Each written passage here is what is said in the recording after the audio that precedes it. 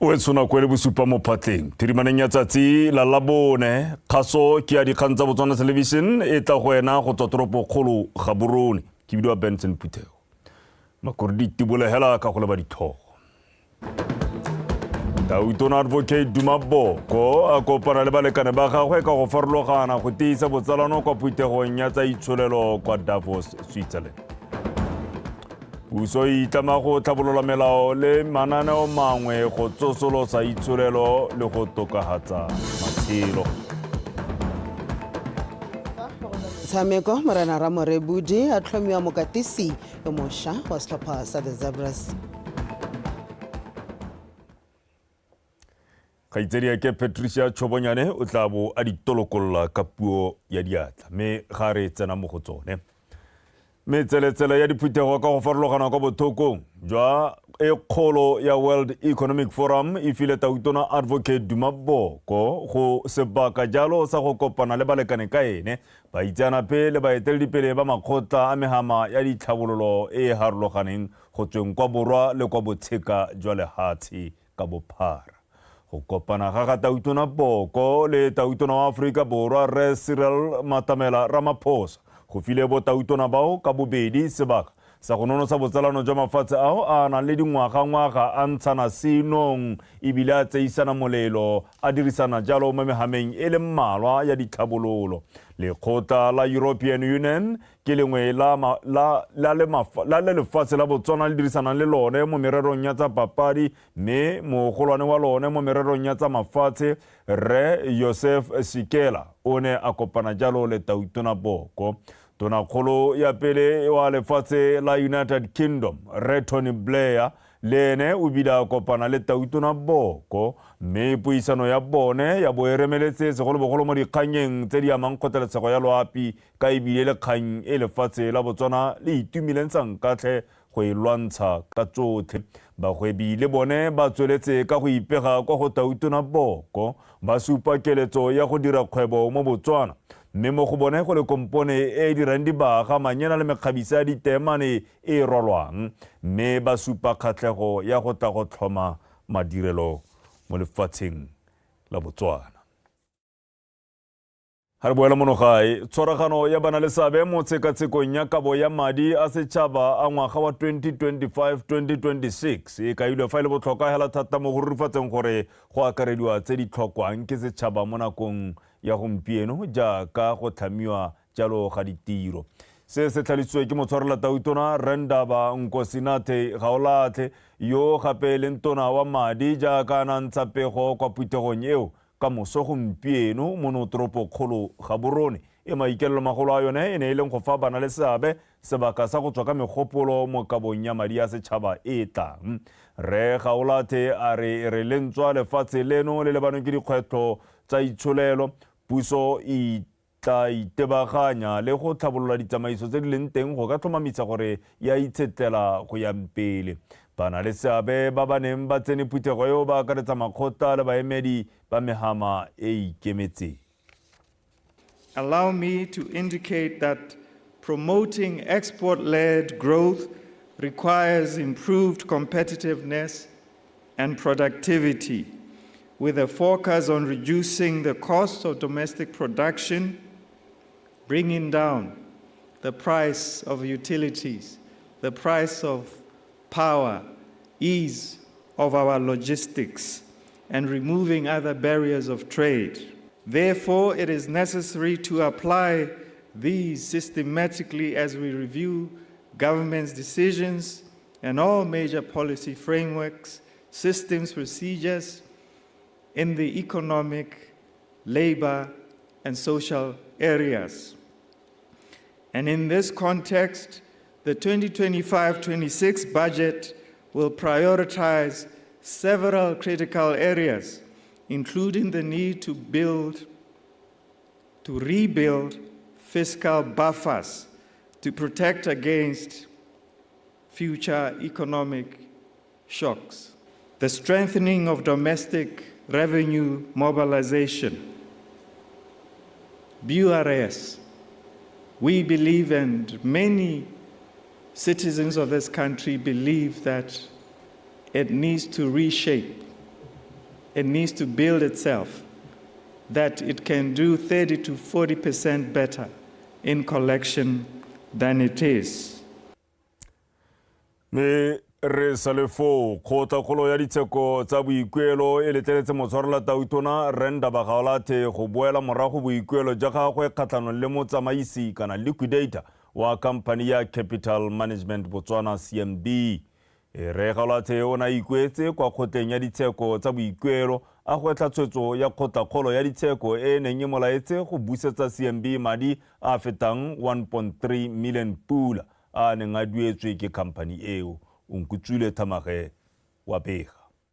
Ka ngwaga wa 2022 moatlhodi a kgotla ya ditsheko matlhogolo phuthego o ne a laola gore Renda Bagaolathe a duele khamphana Capital Management Botswana madi a 1,333,328 pula a duetsweng go bo a ne a fa khamphana Capital Management Africa e leng bontlhabong jwa Capital Management Botswana dikgakololo tsa go tsamaisa kgwebo magareng ga di 25 tsa kgwedi ya Motsheganong ka ngwaga wa 2017 go fitlha ka kgwedi ya HIRIKGONG e le 10 ka ngwaga wa 2018. Ka tlholo ya ga phuthego e ne e sala morago lekwalo le motsamaisi wa khamphana Capital Management Botswana a neng a lekwaletse Renda Bagaolathe a mo kopa gore a duele Capital Management Botswana madi otlhe a duetsweng ka ditirelo tsa gagwe di sa sologela khamphane eo molemo. Motsamaisi wa khamphane ya CMB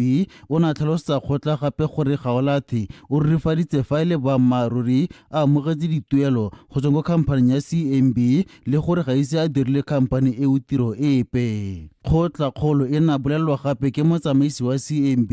gore Gaolathe o ne a duelwa 166,666 pula ka kgwedi magareng ga kgwedi ya Motsheganong ka ngwaga wa 2017 la HIRIKGONG ka ngwaga wa 2018. Madi a otlhe a tswa mo mabolokelong a madi a Capital Management Botswana. Kgotla ya ditsheko e na tlhalosetsa Gaolathe gore o paletswe ke go tlhalosa gore wa amana jang le Capital Management Botswana mo a neng a tshwanetse gore a duelwe. E ne ya re ka kgwedi ya Mopitlwe ka ngwaga wa 2021 Renda Bagaolathe o na tsenya mokwalo wa ikuelo fa pele ga kgotla kgolo ya ditsheko tsa boikuelo a le kgatlhanong le tshwetso ya kgotla kgolo ya gore a buse madi a duetsweng pele a boela gape go kgotleng eo a kopa gore a boele morago boikuelo jwa gagwe. Baatlhodi ba kgotla kgolo ya ditsheko tsa boikuelo ba atlile kopo ya gagwe mme ba mo letleletse go ka e boela morago le gore a tswelele ka go duela CMB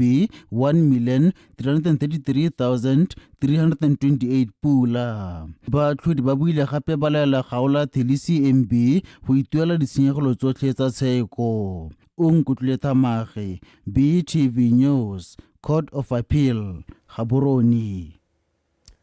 Fa re tswelela dikgang tsa rona tona ya ditswammung le kgothetso mme bogolo Kenewendo a re go sekasekwa ga ditlhwatlhwa tsa gase le mafura kgotsa ole le tse di dirilweng ka tsone go tsibogelwe. Mo bokopanong jwa gagwe le bana le seabe le makalana a kgothetso mo notoropo kgolo Gaborone. Mme Kenewendo a re seo se tla nologatsa kgwebo mo mehameng ya kgothetso ya lehatshe leno wa me mo kgatitswane wa Bega. Ditsamaiso tsa maemo a kgothetso mo lefatsheng leno di tlama puso go tlhomamisa gore ditlhwatlhwa tsa ditirelo le dithoto tsa kgothetso di kgotsofatsa le go itumelelwa ke bareki le dikhamphane tse di direlang mo go one gore go nne bonolo go di phatlalatsa lefatshe lotlhe ka tekatekano. Tona ya lephata le mme Kenewendo a re go botlhokwa gore mabaka a go gweba mo mohameng o a kgotsofatse ebile ditirelo le dithoto tsa one di se turu ka seo se ka thusa gore di ka dirisiwa ke botlhe. And ensuring that petroleum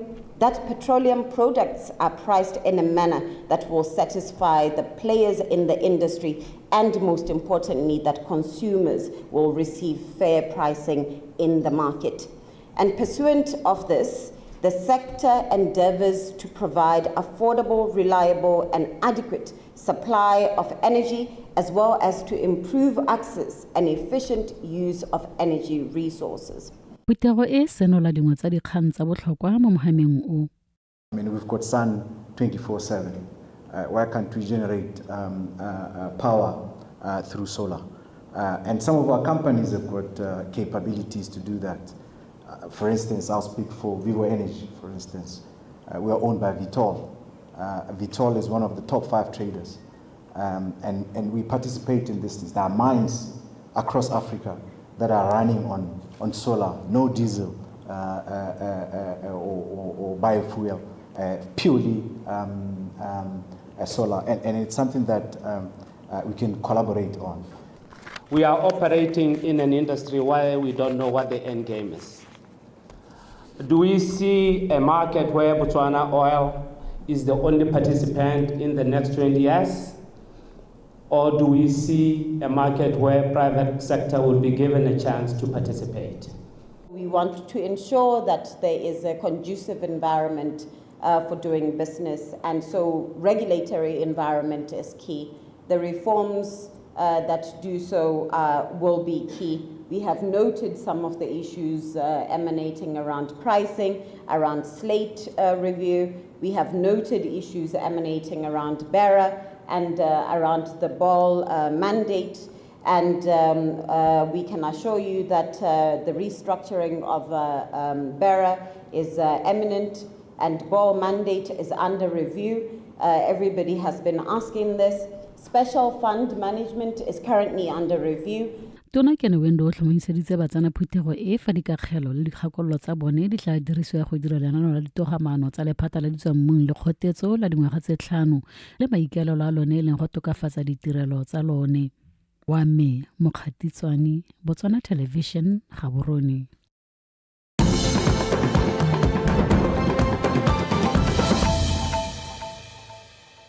Ale go no tsubang se gona sa ditshwantsho dikgang ke tsa Botswana Television primaneng ya tsatsi la Labone. Re tswelela mo parlamente wa nata Gweta re Lawrence Okeditse yo gape le mothusa tona wa botsogo o gwetlile banni ba Gweta go dirisa go fetoga ga puso go thaya sesha kgaolo ya bone go nna e nang le ditlhabololo le go dirisa jalo meamuso ya tlholego e hitlhelwang ko gore ba tlhame ka yone ditiro. Fa bua mo phuthegong ya kgotla re Okeditse a re mo dingwageng tse 5 tse a tla bong a baemetse o tla tshwaragana jalo le batho ba Gweta go dirisa madi a ditlhabololo a kgaolo kana a dikgaolo tsa botlhophi go tsosolosa lefelo la dikgomo tsa thuo ya mashi ka mohama wa thuo o na le bokgoni jwa go fetla ditiro hela tse di bonalang. Bethany Mando o na le ko mo phuthegong ya gagwe ya ntha mo kgoteng ya Gweta e le mo parlamente re Lawrence Okeditse a re kgaolo ya gagwe ya botlhophi e saletse kwa morago ka dithabololo mme nngwe ya ditoro tsa go aga sesha kgaolo e ke mogopolo e banne ba Gweta ba nang le yone ya go tsosolosa lefelo la morafe ya thuo ya dikgomo tsa mashi. Na le trust ya community farm maikaelelo a rona ke gore re dire dairy industry re re kgomo tsa mashi teng re lemogile gore mashi a shota mo lehatsheng le ka kwana mme re kopile bana ba motse gore ba re direle plan ke dumela gore re tla enga togana le lona la e bona gore lona le bona jang. In the next 5 years e tla be le priority ya rona ya gore re dire gore go simologe se ra go se dira unless le ka talagana ke sa itse re matalagana ka pele re dirisa madi a constituency development fund Gweta ke priority e tona ra go simolola re dira gore this dairy farm or this dairy project re be re tsa bontlhabongwe ba constituency development fund di ra tsenya mo projecting ya lona ya dairy. Jaaka banne ba motse o ba etshetsa ka temothuo re Okeditse o itama go nna motshwarateu go rarabolola matshwenyego a bone a go thorontshiwa ke diphologolo tsa naga. Ne ke le tona o itamolotse ka la morago ha ne re na le bokopano go tsamaga re re dumalana ka bongwe hela ba pelo gore ba go tsisa tshutiso e re ha o senyeditswe diphiri o senyeditswe ke phokodi le diphologolo tswana tse dingwe tse ileng gore ha di senya go ntse go sena phimelo dikeledi wa go dira tshutiso ya gore jaanong o phimelo dikeledi ka gore re tshwanetse re tshele le tsone ha o senyeditswe ke to le gone o nne le phimelo dikeledi e lekanang le tshelo. Kgang ya go tswala ga mathabelo a motse ke khansele ga e robatse bannipa. Mme nna re dikile re na le mathabelo a rana ke khansele go dira gompieno gate ga go thabiwe mo gone ga re a botse gate moswa o teka moswa batho kana ya go thabia dikgomo lephata la veterinary ke lone le tsentse letsatsi go eta maphata wote ba le mathabelo wa ga ba bate ga mo standarding se ba se batla re senyegelwa ke dinama re tsena mo dikolotong tse di seng kana ka sepe ka mabaka a go tlhoka mathabelo re thabela kgakala ga e le gore ba na le kgang ya gore mathabelo ga a qualify a re yang ko gafore ko mathabelong a ikemetseng ka nosi le ya go bona ko go compare mathabelo a gafore le mathabelo one a gore a botoka ke ahe re kope council gore jaaka le na le supa go dira gore la ntse go council mme la nele koporasi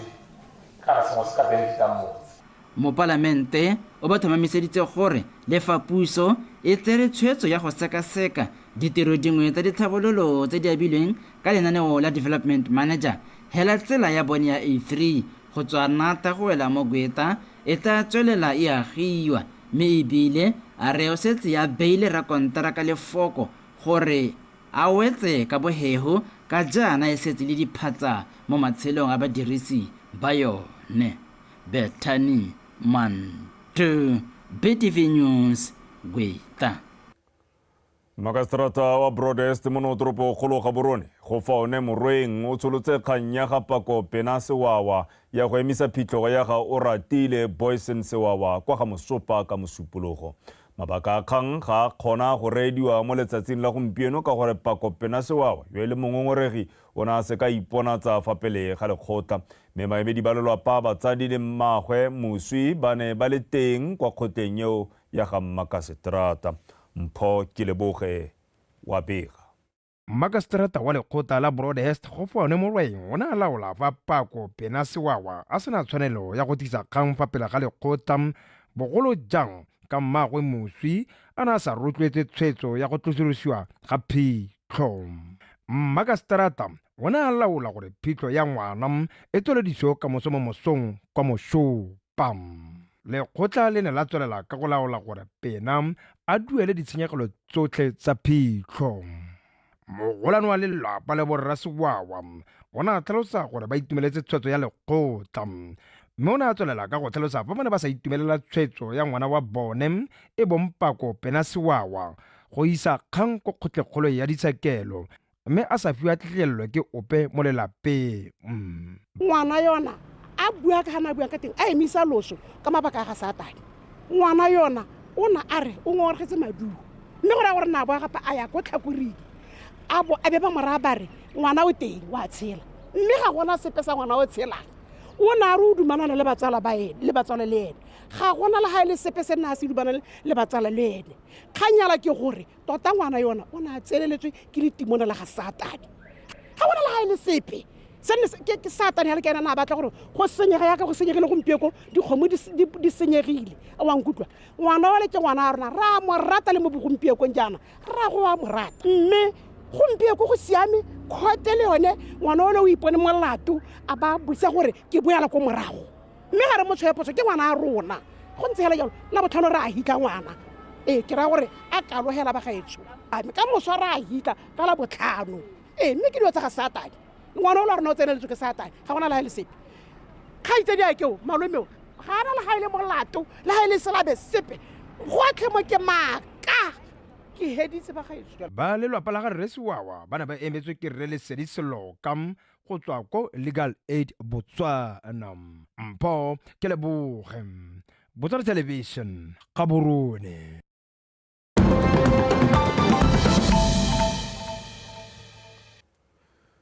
Hara ko hela ko go tsa mafatshe a sele diketekete tsa batho kwa Ethiopia ba ba nnang kwa Ethiopian Rift Valley kwa legareng la lefatshe leo e le phatana jalo ba hodisiwang tateng ya ditiragalo tsa thoromo ya lefatshe tse di tsweletseng ka go apara kgaolo eo. Bagolwane kwa lefatsheng leo ba na le baitsanape ba thoromo ya lefatshe ba bolelwa fa ba bereka mo go kanokeng diphatsa jwa thoromo ya lefatshe le gore go tla amiwa afe mafelo. Moitsanape wa tsa lefatshe go tsweng kwa University ya Tulane Cynthia Ebaena a re gona le matshosetsi gape ka matamo a kwa kgaolong eo ya thoromo ya lefatshe a e leng boremelelo jalo jwa tiragalo e.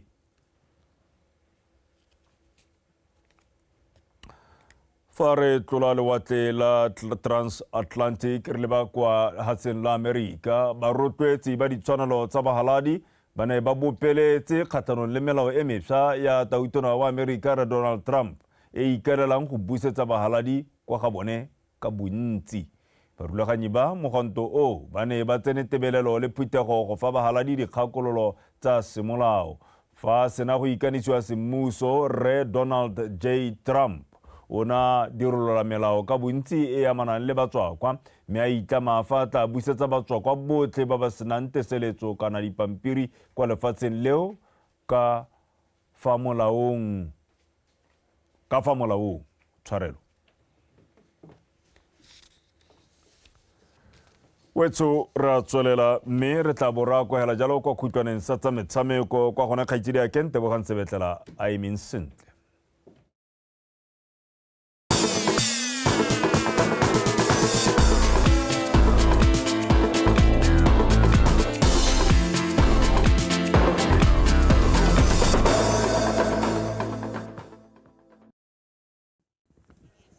tla ke go leboge wena kgaitsedi ya ke Benson Phuthego mo tsona isong ka mogala ka dikgang tsa metshameko ke bidiwang Tebogang Sebetlela le go tla la kgwele a dinao la monoge la BFA le tlhomile mokatisi wa pele wa Joining Galaxy Morena Ramorebudi go nna mokatisi o mošwa wa setlhopha sa setšhaba sa borre sa kgwele a dinao. Ramorebudi o filwe sebaka sa dingwaga tse 2 le mokatisi wa the Zebras. Re utlwe Kgomotso Sefako. Mokatisi wa pele wa Joining Galaxy o fentse liki ya Botswana Premier makgetho a mabedi ka tatelano a fetela kwa tikologong ya ditlhotswana ya CAF Champions League. Go ya ka moeteledipele wa lekgotla la Botswana Football Association Tarik Babitseng a re diphitlhelelo tsa ga Ramorebudi ke tsone tse di mo fileng sebaka sa go ka etelela the Zebras pele. He brings in a wealth of experience and success. He holds a CAF A license. O ta ka maitemogelo a tatisang setlhopha sa rona ebile o tshwerete seletso e kwa godimo ya CAF A. O dirile bontle kwa sethopheng se ya ntse ya le ko go sone sa Joining Galaxy. Ke mokatisi o itseng batshameki wa mono gae. Re le ba BFA re solofela fa re ta tsamaya le ene ebile re mo fa thothoetso yotlhe ya e tlhokang. Will ensure a smooth transition. This makes him the right man to lead the Zebras forward. While today it is about welcoming Mr. Morebuli.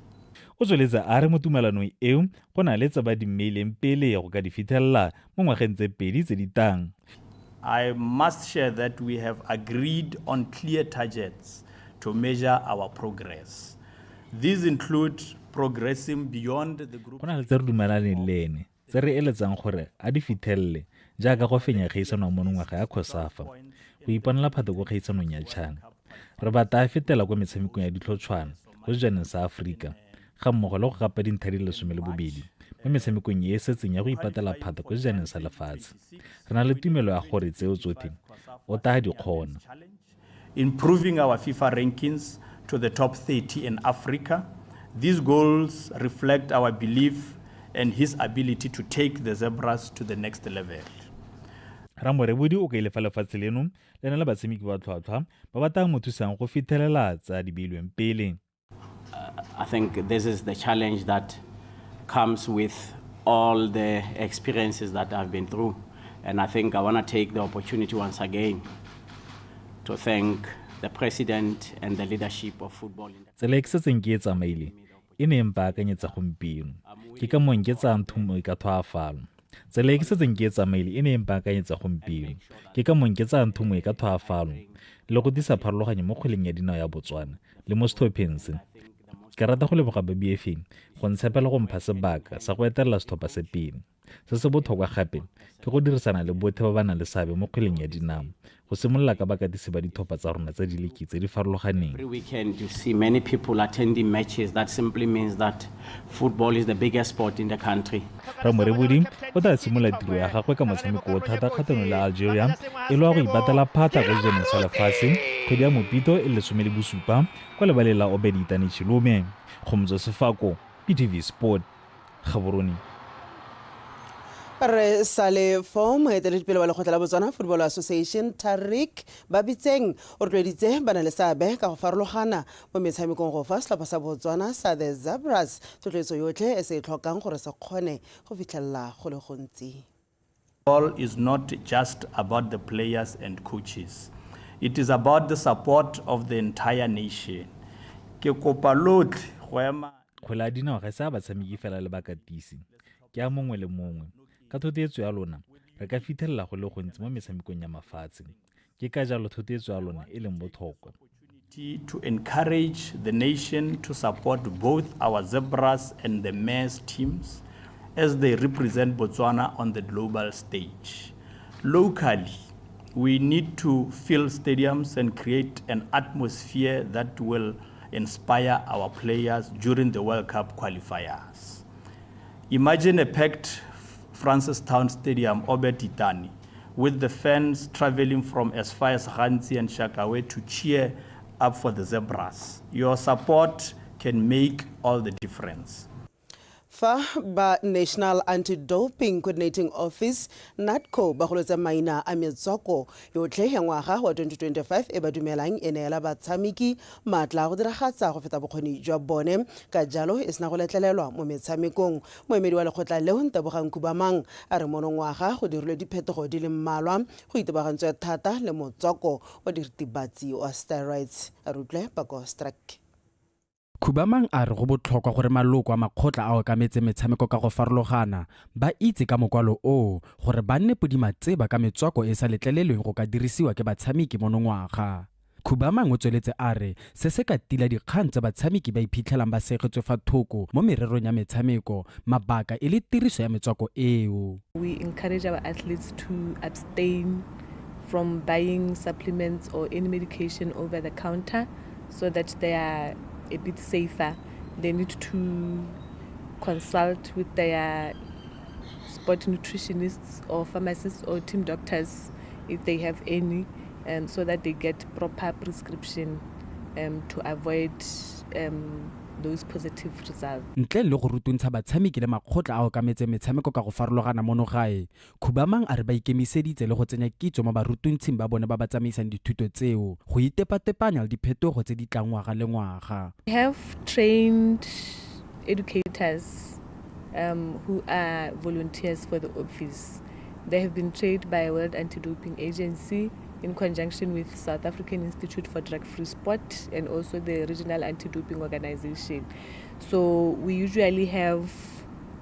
annual refresher courses for them because they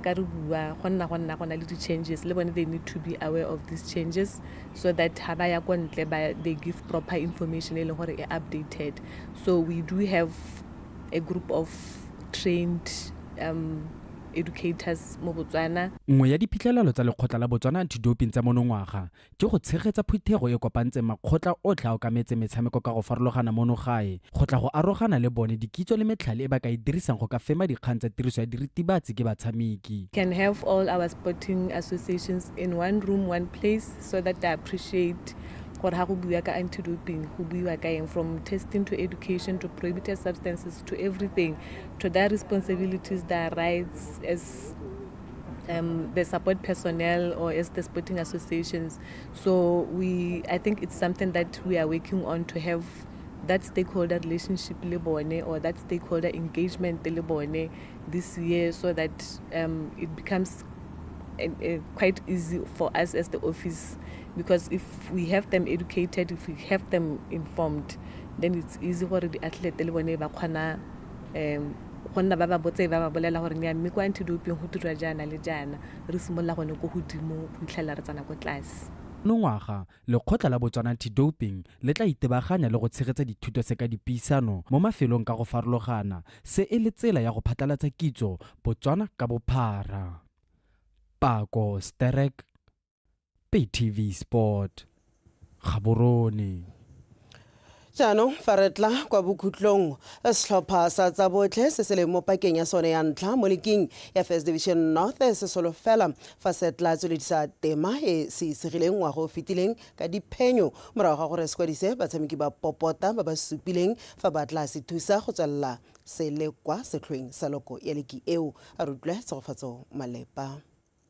E re lentswe go sumana ga dipula mo bošeng go ne le seabe mo go goreletseng ikatiso ya setlhopha se ga mmogo le go tlosolodisiwa ga metshameko ya beke ya borobedi beke e fetileng ka ntlha ya dipula tsa botlhe FC ba ikaelela go fenya metshameko ya bone yotlhe mo pakeng eno gore ba ipona ba fenya leki eo ya First Division North. The plan for the whole of this season ke gone gore re tswelele re tsa each game as it comes mme re skaranya tsa opponent gape re skara ra bata go tsa gore gongwe we have arrived. Re santse re le kgakala re santse re ithuta because this is our second season mo first divisioning and also le rona this is our first division as coaches as technical this is our first season mo first division tsa gore mehela with what we see with what we have done so far re dumela gore we will end the season up there. Tsa botlhe FC ke sengwe sa ditlhopha tse di kwatiseng batshameki go utlwala mo pakeng eno. With the new signings ke tsa gore we had some 2 or 3 areas tse re neng re fila gore depth ya rona e kotase ke ka mama ke buile maina right now but senka se go bolelang ke gore we went for experience and ke dumela gore experience eo e tla re thusa going forward and also making sure gore ha ba semanyana ba neng ba thaela teng ita bridge ke peo. Setlhopha seo sa ko Serowe se tla bapolana le sa Motlakase FC ka Matlhatso mo motshamekong o solofetseng go tlola ditlhase kwa Phalape Sports Complex ka nako ya bone. Tsegofatso Malepa, PTV Sport. Motsweledi o duela fela ka tseleng jalo dikgang tsa rona tsa metshameko tsa nako ya bosupa mennalo yena re tla ba re kopana gape kgante jana ke go fa jalo ka teme ya sekgowa fela pele re kgaogana ke bisetsa go Benson Putago go gakolla tseneng a dikgoga kwa pele. Tautona Advocate Dumaboko o ne a kopane le balekane ba gagwe kana balekane ka ene ka go farologana go nonotsha botsalano kwa putegong ya itsholelo kwa Davos, Switzerland. Me monogae puso e itamile go tlhabolola melao le mananeo mangwe go tsosolosa jalo itshilelo le gona go tokagatsa matshelo. Fa mo go tsa metshameko morena ra morebodi a tlhomile mokatisi o mošwa wa setlhopha sa setšhaba sa kgwele ya dinao sa the Zebras. Wetsone le kaloga go di fela nako ke yone ya bo e re patapotile re tabora ko hela go ba tepolo ape go utlwa ka maemo a posa mme moragonyana o ska suta morago ga motsotso e le mebedi ka gore ke tabo ke buisana mo puisanong e hapegileng tota le ene moatlhodi mogolo yo mošwa wa hatse la Botswana yo sa tswang go tlhongwa re Gaola Pelwe ke tlogetswe wetso la mo isa tlarapana ga go le galalo enne kagiso.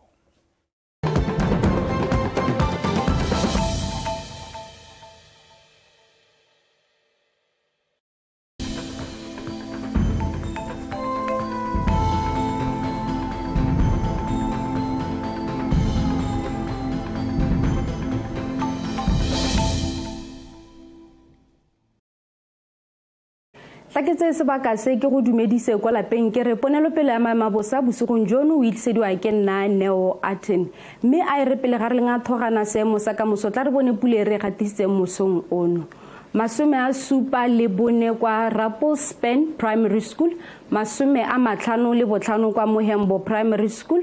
masome a mane le borataro kwa Ngojani Animal Insemination, lesome le boroba bobedi kwa Ngojani Med Station, lesome kwa Boxpits Primary School ga mmogo le kwa Shakawe Med Station, borataro kwa Kasani International Airport le kwa Seronga Police Station, botlhano kwa Kazungula Primary School le kwa Nokaneng Animal Insemination le kwa Nokaneng kgotla ga mmogo le Nokaneng Primary School, bone kwa Kazungula Road Border le kwa Plateau Primary School, marothodi kwa Metsimantle kgotla. mo nakong ya gompieno setshwantsho sa loapi se supa fa go bonala dibata tsa maru mo mafelong ka bontsi a lefatshe leno ka moso gone ka tsatsi la botlhano go tla thiba ka bontlha bongwe lefatshe leno ka bophara ka kgonagalo a pula diphefo le dikgadima kgotsa masarasarane a pula kwa dikgaolong tsa Nghabe le kwa Chobe re solofetse le kgonagalo ya diphefo kwa kgaolong ya Kgalagadi ka jalo he setšhaba se rotloediwa go ipabalela mo maphakeleng gone go tla ikutlwatsa go le mogote kwa kgaolong ya Kgalagadi wa 20 mafelo a mangwe gone go tla ikutlwatsa go le bothitho jwa 17 kwa letlhakane go yeng kwa 19 kwa Good Hope e tla re mo tshokologong tota sengwe se dira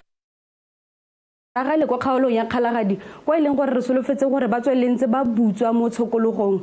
re solofetse gore go ikutlwatse go le mogote thata wa magareng ga 36 kwa Veda go yeng kwa 32 kwa Tsabong kwa gantsi borwa botlhabakgatleng kweneng gone go tla ikutlwatsa go le mogote wa magareng ga 34 kwa Gaborone go yeng kwa 35 kwa Good Hope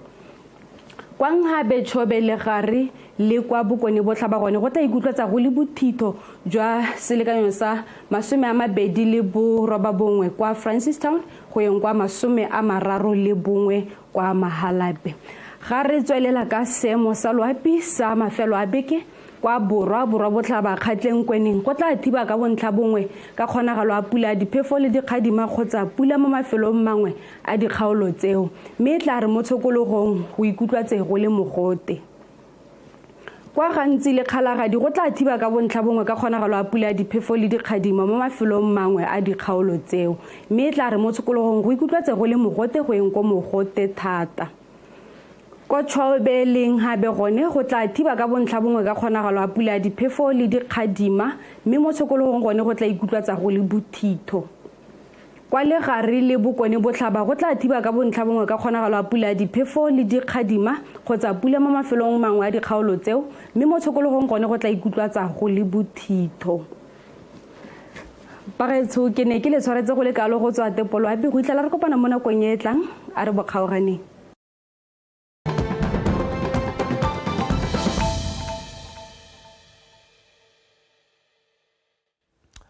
Motsone madume boa gape on ka mogala mo kgasong ya popota ya Botswana tonight ya ka ke tlhalositse ko go etseng dikgang re na le puisano tota e haphegileng kgang e tona e le gone gore